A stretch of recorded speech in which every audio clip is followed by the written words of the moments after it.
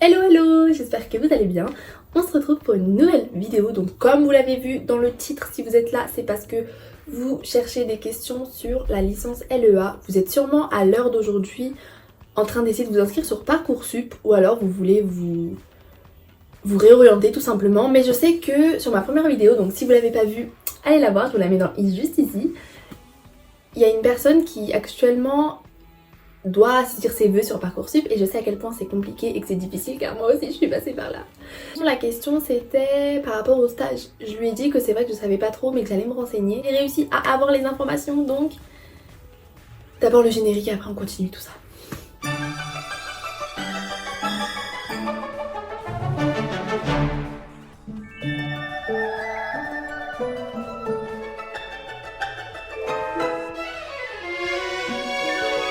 Je me suis renseignée car j'ai eu deux questions, comme je vous l'ai dit juste avant le générique. J'ai eu deux questions par rapport au stage et par rapport aussi récemment à si je m'étais spécialisée en deuxième année. Donc je vais répondre à ces questions. Donc il y aura une première partie sur le stage, une deuxième partie sur si je me suis spécialisée, tout ça. Et une troisième partie, j'ai décidé cette fois-ci de vous montrer vraiment mes matières, vous allez les voir. Parce que vous dire j'ai ça, je fais ci, je fais ça veut rien dire. Là je vais vraiment vous montrer comment je travaille sur quoi. Donc restez vraiment jusqu'à la fin. Et avant tout, n'hésitez pas à commenter, à liker, ça me ferait énormément plaisir. Car je commence tout juste et déjà ça m'a vraiment émue de voir que deux personnes, c'est pas grand chose, mais deux personnes, pour moi c'était énorme de me dire que j'ai quand même réussi à aider deux personnes et que voilà quoi. Bref, donc c'est parti. Première partie, le stage. C'est vrai que le stage ça a été très compliqué car tout dépend de la personne, de ce que vous faites. Donc à chaque fois la réponse de mes profs c'était la même chose, qu'il fallait voir cas par cas. Et j'ai lutté pour avoir une réponse. Je me suis dit mais c'est pas compliqué, je vous demande un prix minimum de la personne la plus basse à la personne la plus haute, qu'est-ce qu'on peut avoir, tout ça. Enfin, mais c'est vrai que ça dépend de tellement de critères. Ça va donc dépendre de l'élève déjà.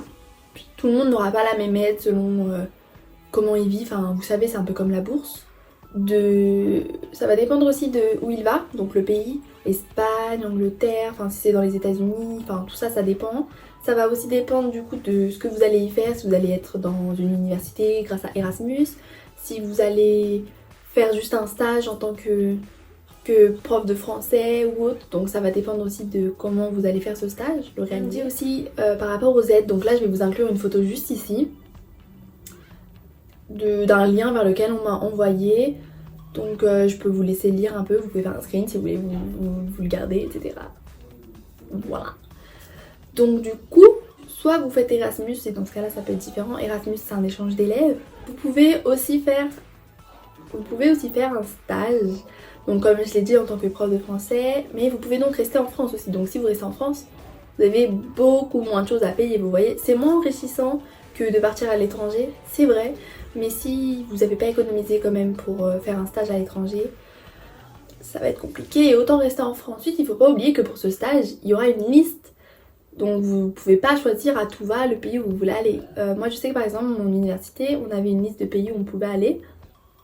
Que ce soit le Canada, en Espagne, etc. J'ai plus le nom des pays en tête. Mais c'est pas vous qui choisissez comme vous voulez. La prochaine étape ensuite c'est un budget. Comme tout voyage, il faut savoir le prix du vol, du départ, là où vous allez loger, manger, etc. Donc après vous pouvez rajouter l'université. Par exemple je vous explique, j'ai aussi demandé à des amis. Il y en a certains qui sont partis en Espagne et l'université, vu que c'était en collaboration avec l'université est payée. Elles ont payé leur place à l'université où je suis en France. Quand elles sont allées en Espagne et que les Espagnols sont venus en France, elles ont échangé leur place, ce qui fait que toutes les deux elles ont payé on va dire pour l'autre, mais elles n'ont pas besoin de payer vu que l'université, les deux sont en lien. Parlons prix, c'est ce qui vous intéresse j'imagine. Vous en aurez en Espagne pour aller. J'ai un peu élevé car en Espagne on a le vol qui est plus long, tout ça. Entre 1500 et 2000 € un mois. Sachant que vous êtes étudiant, vous pouvez louer sûrement une chambre. Après ça dépend vraiment du pays, je sais pas comment dans chaque pays ça se passe. Mais vous pouvez sûrement louer une chambre, enfin prendre le moins du moins. On va pouvoir avoir plusieurs sortes d'aides. Vous allez pouvoir être éligible au CRIF. Donc là en barre d'infos je vous mettrai des liens pour vous orienter, pour savoir ce que c'est, toutes ces initiales. Du coup si vous êtes éligible au CRIF, ce sera environ, enfin vous allez être remboursé, aidé 400 € par mois. Vous pouvez aussi être éligible au MESRI, MESRI. Bon, je sais pas du tout si ça se prononce comme ça, excusez-moi parce que j'en ai aucune idée. Moi je les lis juste d'habitude. Mais tout sera en barre d'infos. Et du coup ça c'est 400 €. Ensuite vous avez l'aide avec Erasmus. Donc Erasmus, vous en avez entre 270 et 400 € pour arrondir. Selon le pays, là ça va dépendre du pays où vous partez en Erasmus. Ça va pas être les mêmes tarifs. Et du coup la dernière aide à laquelle vous pouvez être éligible, c'est l'aide au voyage qui est entre 100 et 1000 €. Et comme je vous ai dit, c'est très compliqué de vous donner une somme réelle, sachant que ça c'est aussi par rapport à mon université à moi. On m'a dit qu'à ce jour, la plus grande aide qui a été donnée jusqu'à maintenant, c'était de 800 € pour un étudiant. Donc imaginez-vous la somme, je pense qu'entre 400 et 800 € vous pouvez être aidé. Donc après, à vous de faire vos calculs et d'imaginer. Je pense avoir tout dit par rapport à ce stage. J'espère que ça vous aura vraiment aidé. N'hésitez pas du coup à aller dans la barre d'informations. Je vais écrire tout, enfin je vais vous mettre les liens en tout cas de toutes les aides là dont je vous ai parlé jusqu'à maintenant. Et si vous avez des questions, d'autres questions par rapport à ça, n'hésitez pas à me les poser en commentaire. Là je vais passer à la deuxième question qui m'a été posée. La question étant, est-ce que je me suis spécialisée en deuxième année ? Donc je ne sais pas, j'ai demandé à cette personne qu'est-ce qu'elle entendait par se spécialiser. Est-ce que je devais choisir une option particulière arrivée en deuxième année? La réponse est non. J'ai pas eu de changement à faire. Après il faut savoir que l'université où je suis, c'est une université de LEA sous-titrage. Je sais qu'il y en a d'autres, c'est dans l'international, je crois commerce international. Mais j'ai pas dû me spécialiser dans un domaine. Je pense que tu dois te demander si on se spécialise dans la traduction ou dans être prof, même si au final c'est pas pour être prof qu'on est en LEA. Mais dans tout ce genre de domaine ou dans le tourisme. Mais non, je n'ai pas dû me spécialiser dans une de ces catégories. J'espère avoir répondu à ta question. Sinon je t'invite pareil à laisser des commentaires. D'ailleurs n'hésitez pas à me dire en commentaire si vous voulez que je vous fasse une vidéo sur les débouchés. Car parfois on a peur de choisir une filière car on se dit qu'après on va être bloqué dans ça, donc dans les langues. Mais n'hésitez pas, moi je suis en langue et je sais que c'est pas ce que j'ai envie d'en faire après. Mais j'en dis pas plus, si vous voulez que je vous explique, n'hésitez pas à me le dire en commentaire, je serais ravie de vous faire une vidéo à ce sujet sur les débouchés en LEA. Donc maintenant je passe à mon troisième point de cette vidéo, c'est les matières. Donc là je vais vous les montrer.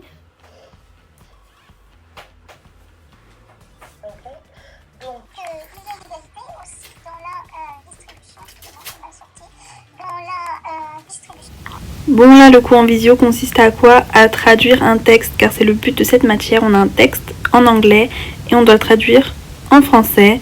Donc là on est en train de le faire sur un texte, mais je vais vous montrer mon texte à moi que je dois traduire pour l'examen, car oui, la note finale consiste à traduire ce texte de 4 pages et c'est un devoir maison et c'est ça la note de notre examen. Donc la matière juste avant que je vous ai montré, on l'avait en L1, en L2 et on l'a aussi en L3, sauf que bon, à l'époque nous n'étions pas confinés, donc on nous donnait des textes dans une salle en contrôle, un vrai contrôle, et on devait les traduire. Là ça se fait en mode rapport suite à ce qui se passe, vous voyez. Du coup la prochaine matière que je vais vous présenter, c'est une matière que j'avais en L1 et L2 mais je ne l'ai plus en L3. C'est donc du français. Donc c'est vraiment du français, rien de plus banal. On était en cours et elle dictait et nous expliquait comme un cours, voilà, hein, rien de plus banal. Donc là je vous montre un peu. Ça parlait de, que ce soit de la grammaire, des temps, de certains mots à conjuguer, mais on avait aussi de la science. La science c'était arrivé en L2, car en L1 j'avais de l'économie. Donc c'est la matière d'application, on va dire, voilà. Et alors là, cette matière c'est quoi? C'est une matière typique de mon université, car on est spécialisé, on va dire, dans le sous-titrage tout au long. Mais là, en L3, on voit vraiment ce que c'est le sous-titrage. Et je vous jure, ça se fait en salle informatique. Bon là, du coup, on est confiné, donc on peut le faire depuis nos ordi à nous. On a dû télécharger la fameuse application IJSub. Donc cette matière, je vous jure, je vous explique, on doit traduire 1 heure. Et là je vous montre l'heure car ça faisait actuellement 1 heure que j'étais en train de sous-titrer et je n'ai sous-titré seulement que 1 minute. Donc le sous-titrage c'est tellement long. En plus on nous a pas vraiment appris comment le faire au début. Après je suis pas là pour vous décourager, mais on a réussi à apprendre de nous-mêmes. Et plus on s'y entraîne, mieux on y arrive. Et donc là vous pouvez voir par exemple actuellement la vidéo de Carly Bible que j'ai sous-titrée par rapport à ses chats. D'ailleurs je vous mettrai sa vidéo en commentaire si vous voulez. Et c'était la dernière matière vraiment que je voulais vous montrer. Si vous avez aimé cette vidéo, n'hésitez pas à mettre des j'aime pour me soutenir, n'hésitez pas à la partager à toutes les personnes qui sont dans la même situation que vous, à la recherche de ce qu'ils vont faire après le bac ou s'ils veulent se réorienter. Si vous êtes sur Parcoursup, je vous souhaite bonne chance et ne vous en faites pas, n'ayez pas peur.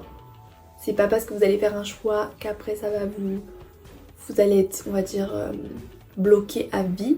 Parce que je sais qu'on se dit tous ça. Moi j'étais sur Parcoursup et je me disais j'ai peur de faire ça et qu'après je puisse plus revenir en arrière. Vous en faites pas, on peut toujours se réorienter. Si ça ne vous plaît pas, si vous n'aimez pas, il y a toujours moyen de passer par autre chose ou enfin ne vous en faites pas du tout. C'est pas parce que vous allez perdre une année que ça y est vous perdez votre vie et que vous êtes en retard, pas du tout. Du coup j'espère vraiment que vous avez aimé et je vous dis à bientôt pour de prochaines vidéos. Et n'hésitez pas à me suivre sur mes réseaux sociaux que je vais vous mettre juste après. Si vous voulez me poser des questions dessus pour que ce soit plus facile la communication, je vous en prie, n'hésitez surtout pas. Bisous bisous, à bientôt.